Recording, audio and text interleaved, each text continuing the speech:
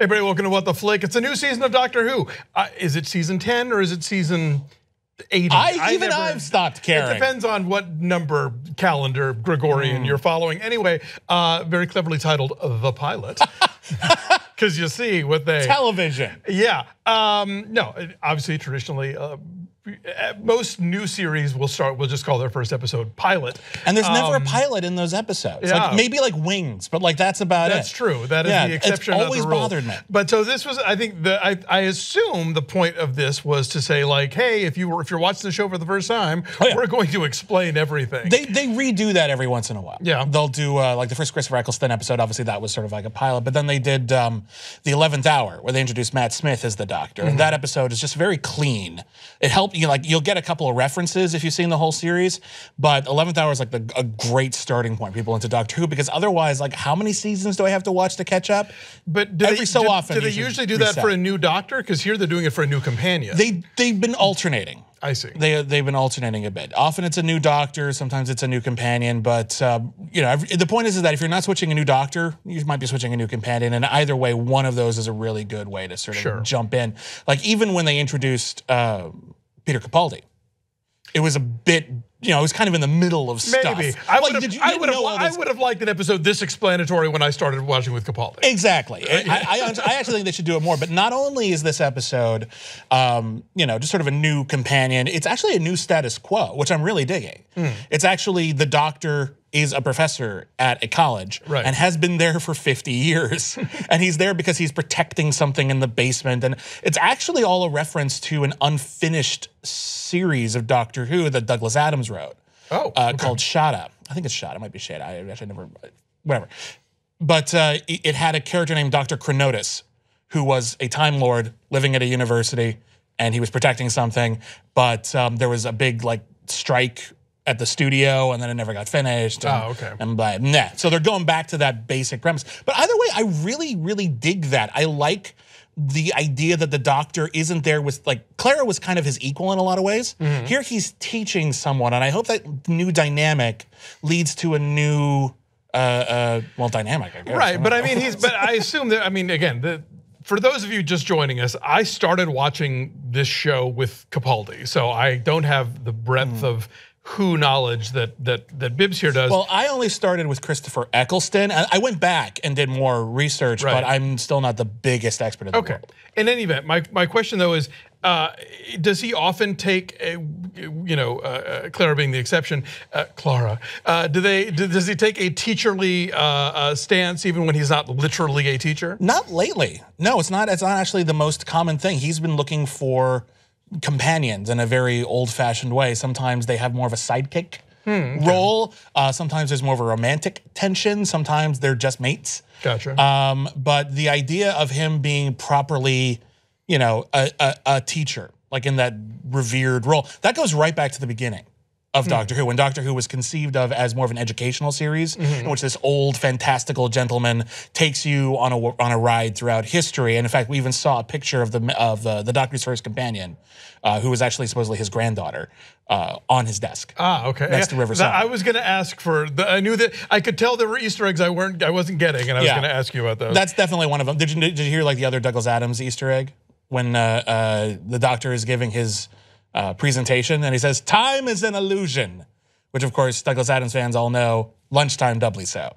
Oh, okay. No, I did not catch that. Oh, okay. So, okay, maybe it's more subtle than I thought it was, but I love that line, and I immediately said lunchtime doubly so. Oh, we'll be talking about Mystery Science Theater today also, and there's a towel reference. So that's where that was where my mind immediately went. I was like, wait, no, wrong show.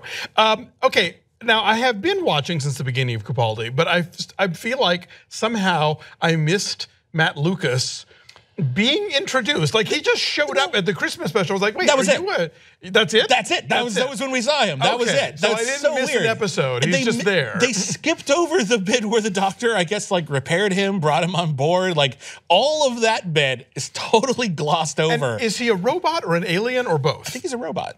Okay, I thought he was a robot too, and then I was getting, he makes some joke about not going into the lavatory, and I thought, oh wait, so maybe he's an alien, or is he a robot that poops? I don't know. He might be a robot that poops. Okay. He might have just been doing something unspeakable in the lavatory. There is that. You're right. He might have just been like, sorry, I was performing surgery on one of the animals in the zoo. Why should I make assumptions? Yeah, correct. Who are you to judge him? All right, so new companion, Bill. I like her. I like her too. I like her a lot. I like her too. I think I think she's a good fit here because she's inexperienced and she knows she's inexperienced. She's in college. Yeah. She's auditing classes. Right. But she comes at everything from an odd angle. Her whole speech about the girl she had a crush on, so she kept giving her more French fries or chips, if you will. And just going off on this long bit that just sort of tells you a lot about her, about how she sort of attaches herself to people and doesn't necessarily think things through, but everything turns out okay at the end. And also she's really kind of good at BSing, but she doesn't always get there by the end of the sentence. There's a lot of character like right there, right at the beginning. And I dig her. I like the fact that while, as you say, you know, they have very much kind of a student-teacher dynamic. She has a little bit of that Clara, like, wait a minute, and like cutting to the point of things like, why is the TARDIS acronym in English, for instance? You know, things like that. I like that she is, she's learning a lot, and she is obviously going to be a conduit for new viewers to sort of get this universe explained to them again. But at the same time, she is obviously intellectually curious if she's auditing these courses on her off time and pursuing it on her own time. But also just in the way that she talks with the doctor, you can tell that she's smart and she's sharp and she's picking up on things. Different companions have served different sort of storytelling functions. And I think with Clara, we got kind of used to this companion who was, if not the equal to, sometimes the superior to the Doctor in a lot of ways. And I think some fans of the series even complained that the Doctor became too much of a supporting character in his own show. That's a matter of taste. But with Bill, I get the impression that the Doctor is going to be able to be front and center, but the companion is going to kind of do what I think works best, is sort of ground him in some sort of humanity. He was going to try to erase her memory. Right. And then she reminds him, no, that's kind of a jerk move. And he's like, oh, right. People stuff.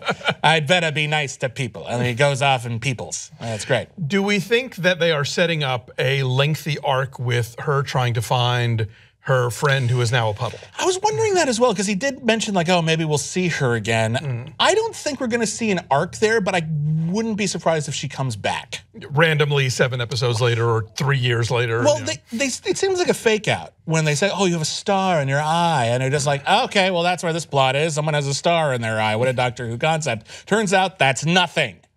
What if it isn't nothing? What if that is actually kind of important later, and maybe that's something significant and they have to track her down in order to find this piece of something? If nothing else, it's a way to spot her even when she's a Dalek, you know. There you go, something like that. But yeah, exactly. There's elements that we could return to, but one thing I've noticed of late is that Doctor Who hasn't always been great about seeding ongoing storylines. They sort of just remind you of the storyline every once in a while and then eventually hit it hard. We saw this with like Missy as well. I was going to say, like, totally, yeah. Yeah, it's just like, oh, she's going to be real important, and then she doesn't really do much, then she doesn't really do much, then she doesn't do much last episode. Right. Which is okay. Yeah. It leaves these, especially these more recent Stephen Moffat episodes, especially in the Peter Capaldi seasons, feeling a little disjointed for me. Really? Where the individual episodes may be great, but the seasons as a whole don't necessarily come together very well. The last one may be more so because Maisie Williams gave it a bit more continuity. That's true, yeah. That was a thread that they could keep coming back to and addressing in different ways, and it provided a sense of connectivity to, you're right, otherwise sort of these discrete adventures. What I'm more interested in is whether or not we're going to actually hang out at the college more, which I hope we do. I think grounding the Doctor a bit, which has been done before in previous iterations, might give that sense of continuity that I feel I've been missing. If it's just, I was a college professor and then I gave it up and now we're flying amongst the stars, I'd be a little disappointed because we didn't really need to go through all this to get to that, but he does have that like thing locked in the basement, whatever it is. True. I always find it kind of odd, and again, I have a lot less experience with this show than you do, but the notion of a doctor who has a day job. You know, like, yes, he was obviously the janitor at the school where Clara was teaching. Right. And that's now feeding into the class, which we're not recapping, but I'm checking out, and it's okay so far. Yeah. But do you like that he has a day job, or does that bug you? I don't know. I mean, theoretically, I'm thinking, is this going to be one of those things where, like, oh, I have to be on the other side of the universe, but I have a final to give. You know, it can create some contrived tension, but it can also be a conduit for storytelling. And so, obviously, if it's more the latter than the former, then great. I think when you have a series that has been going not just in TV, but in, like, you know, radio and books and things for over 50 years, you constantly have to find a new angle at it. I suppose. And you'll notice that oftentimes these angles have to get reset because they were a bad idea, and they remember how good the original idea was in the first place, like when they broke Batman's spine and Azrael became Batman, and everyone's just like, well, this was dumb. Let's go back to Batman. Well, that's DC in general every few years. And let's just start it all over again. DC starts all over again. Marvel does like a huge world-changing thing that they have to respond to, and then 20 years later, no one cares. But that's something you have to do. You have to constantly sort of reinvigorate it somehow, and they've done this with the Doctor before. He's been trapped on Earth and working for UNIT, which you've seen, that secret government organization. I remember they came back in an episode. Like there was like a whole like series of the Doctor when he was just on Earth doing that. Like but the character is so broad, and the character kind of, again, he's one of these great pop culture characters. We can just shove them into any situation and it becomes more interesting. Batman's also like this. Most Batman stories are someone else's story and Batman just popped into it. Right. You know? So like I feel like the Doctor is like that. So we can do this thing where he has a day job. Yeah. And we can really play it up for a bit, and it might be a nice little respite, and then eventually he'll go back out into space more often. And we do know that this is Capaldi's last season? Supposedly it's his last season, although I hear he's coming back for the Christmas special, but they're talking about how maybe they're going to introduce the new Doctor before that. Gotcha. Much like how Matt Smith, I don't know if this is what they're doing, but Matt Smith turned into Peter Capaldi, but then Matt Smith had one quick cameo. After. That might be what they're doing. I don't know if that's the case, but we do know that Peter Capaldi is definitely leaving. Okay, well, I mean, obviously this is a character that loans itself to retooling, if only by the recasting constantly. And they each bring their own vibe to it, and I mean, so I understand. Anyway, no, they do. They really do. I have seen a few random like Christmas specials here and there, so I mean, yeah, I get the idea that whoever's playing Doctor Who, whoever's playing the Doctor, has a lot of impact in how that character is going to be presented. I think a lot of people have been complaining that, you know, we're going to supposedly, you know, the rumor has it, the person they're going to have replace him is another white guy, which is kind of arbitrary. As we've seen, you know, the Master, you know, regenerated into Missy. There's no reason why it keeps having to be another white guy.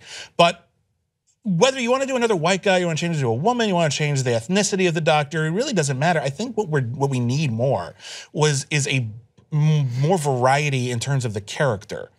And I think, you know, dramatically changing the casting would be one great way to do that. But regardless, you know, the last couple of Doctors, Capaldi's been grumpier, but you'll notice he's been like easing back into a friendlier version of that and becoming even more like Matt Smith. And Matt Smith was eerily similar to David Tennant for quite a while. And David Tennant was dramatically different from Chris Eccleston, I'll give him that. But I think I like seeing all the different Doctors dipping into the old Doctor series and seeing a wildly different interpretation of the same basic character. I think that's another thing that keeps it really, really fresh. So I hope whatever they do, they go in another direction. They make them new, make them fresh. We've barely talked about what actually happens. Oh yeah. Sorry, there's so much going on because it's like it's a new beginning. No, and it's going to lead to a new beginning. So just on the basis of this story, this plot. I mean, was this a memorable episode? Or? Not particularly. Yeah, I think the point is to introduce Bill. And introduce the dynamic, introduce this new status quo.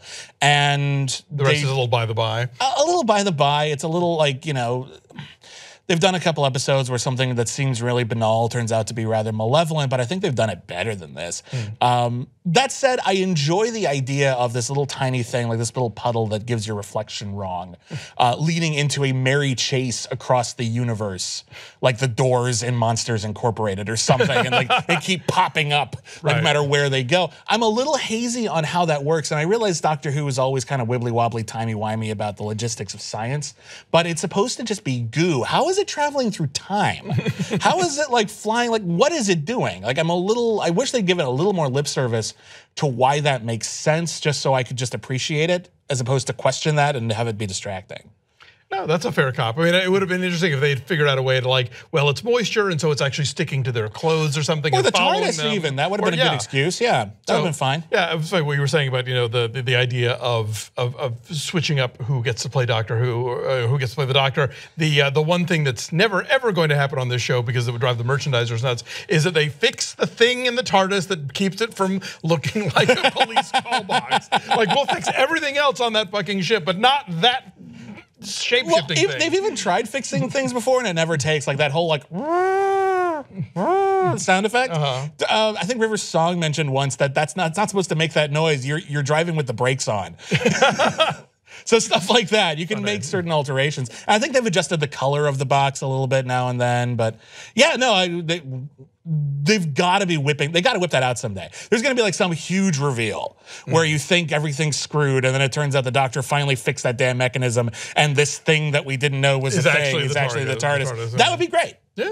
That would be a really, really fun idea. Not holding my breath, but not holding my breath for anything. But yeah, I'm enjoying it so far. Yeah. So all right. So another season. We're back with this. Our friend Meredith Placco will hopefully be joining us in future weeks. So stick around for that. And thanks for watching. We'll catch you next time.